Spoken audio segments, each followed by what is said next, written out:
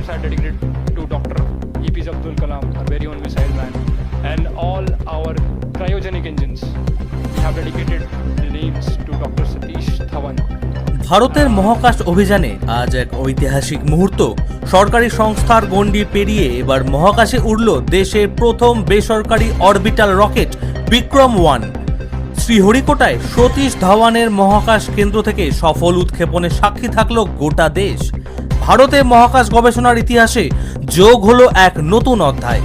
দীর্ঘ প্রস্তুতি, একাধিক প্রযুক্তিগত পরীক্ষার পর অবশেষে শ্রীহরিকোটা থেকে সফলভাবে উৎক্ষেপণ করা হলো স্কাইরুট অ্যারোস্পেসের তৈরি বিক্রম-1 rocket.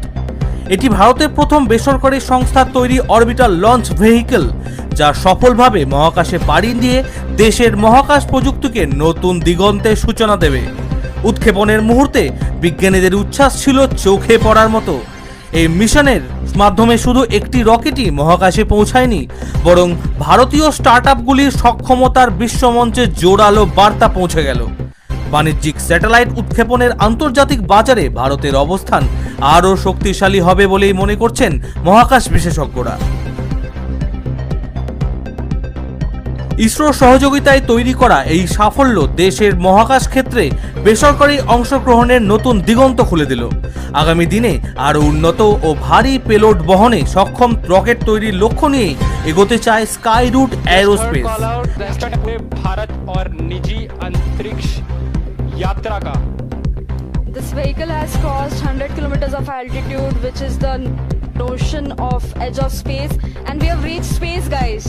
Congratulations, Vikram-1 is in space.